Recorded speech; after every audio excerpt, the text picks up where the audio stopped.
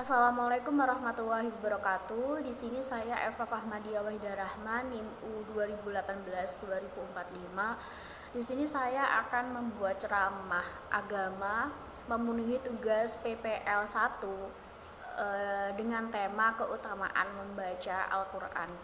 Assalamualaikum warahmatullahi wabarakatuh.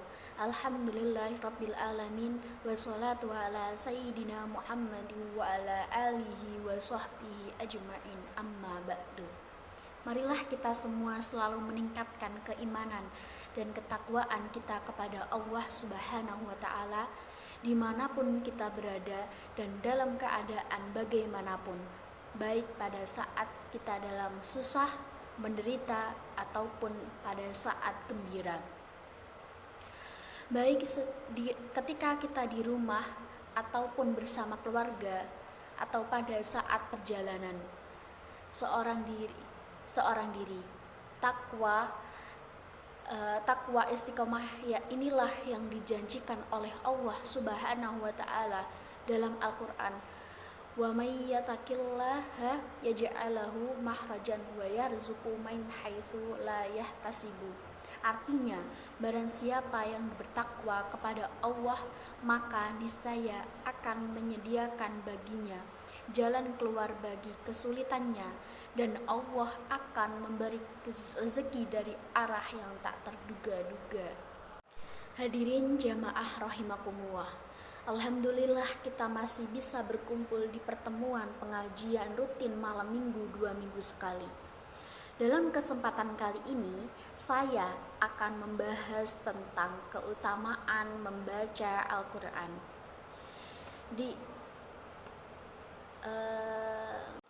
Al-Quran menjadikan segala sesuatu yang berhubungan dengannya menjadi mulia.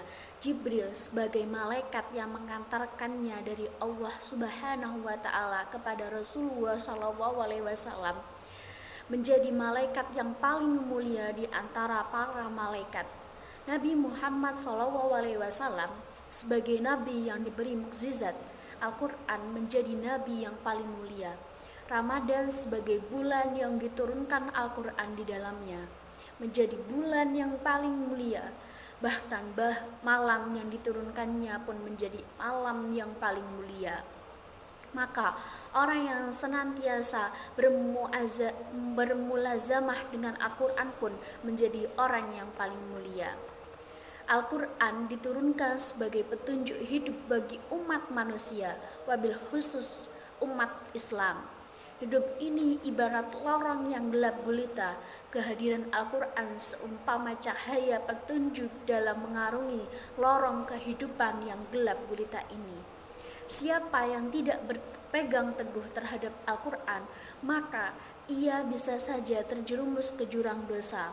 Oleh karenanya, salah satu pesan Rasulullah SAW kepada umatnya ketika menjalankan haji wada atau haji perpisahan adalah senantiasa berpegang teguh pada dua hal, yaitu Al-Quran dan hadis.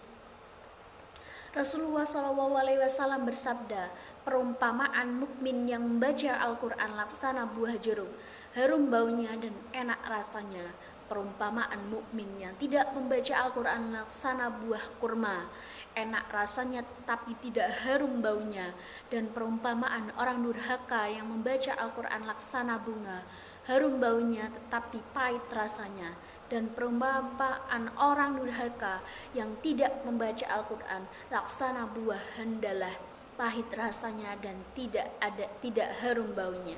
Hadis riwayat Abu Daud dan Nasai. Al-Quran sebagai obat penyembuh tentu sangat berkaitan erat dengan suatu penyakit tertentu. Jika ditelaah beberapa ayat Al-Quran dan hadis Nabi yang berbicara tentang penyakit dan pengobatannya dapat dijelaskan dalam beberapa hal sebagai berikut, yaitu yang pertama, penyakit jasmani atau fisik manusia, yang merupakan penyakit yang menyerang pada organ tubuh manusia yang bersifat jasmaniah, yaitu seperti kanker, jantung, ginjal, lambung, darah tinggi, kolesterol, asam urat, dan lain-lainnya. Segala penyakit yang dirasakan oleh manusia yang bersifat fisik atau jasmani, baik yang menyangkut pada organ dalam manusia maupun pada organ tubuh yang nampak dari luar, baik yang bisa dideteksi secara langsung maupun harus dengan alat teknologi medis. Penyakit ini bersifat jasmani. Jika dilacak dalam beberapa hadis Nabi Muhammad SAW, pada umumnya menggunakan istilah da'in yang bersifat penyakit, sedangkan obat yang diperlukan untuk pengobatannya biasa menggunakan istilah dawaun. Jamaah rahimakumullah, bagaimanakah yang disebut dengan mengabaikan Al-Quran? Imam Ibnu Taimiyah menyebutkan bahwa ada 3 golongan orang yang mengabaikan Al-Quran.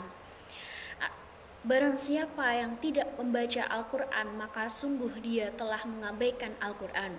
Barang siapa yang membaca Al-Quran akan tetapi tidak mentadaburi atau merenungi, mempelajari maknanya, maka sungguh ia telah meninggalkan Al-Quran.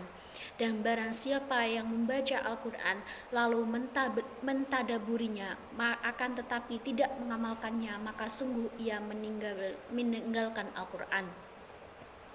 Dari uraian di atas dapat dipahami ada 3 sikap yang dimiliki oleh seorang muslim untuk dapat dikatakan untuk tidak mengabaikan Al-Quran.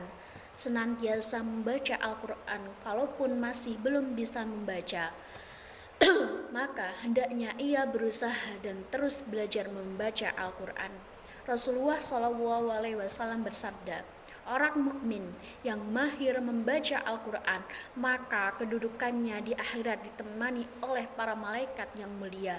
Dan orang yang membaca Al-Quran dengan gagap, ia sulit dalam membacanya, maka ia mendapat 2 pahala. Hadis riwayat Muslim. Ketika sudah bisa membaca, maka levelnya harus ditingkatkan lagi, yaitu dengan mempelajari dan memahami kandungan maknanya.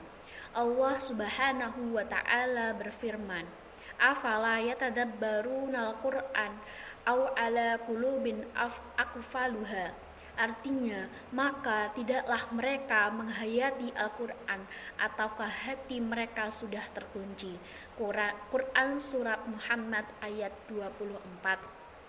Jamaah rahimakumullah, setelah membaca dan memahami kandungan maknanya, level selanjutnya adalah mengamalkannya dalam kehidupan sehari-hari.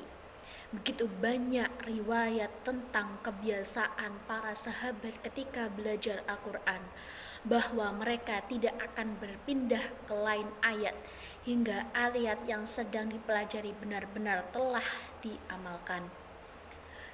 Sebagai kesimpulan singkat kali ini, bahwa untuk berpegang teguh kepada Al-Quran tidak hanya sekedar bisa membacanya, tetapi juga harus bisa memahami kandungan maknanya, terlebih lagi mengamalkannya dalam kehidupan sehari-hari. Barulah kita bisa selamat dalam mengarungi kehidupan dunia dan akhirat sebagaimana yang telah dijanjikan oleh Rasulullah SAW. Barakallahu lakum fi dinil Qur'anil azim. Wabillahi taufiq wal hidayah. Assalamualaikum warahmatullahi wabarakatuh.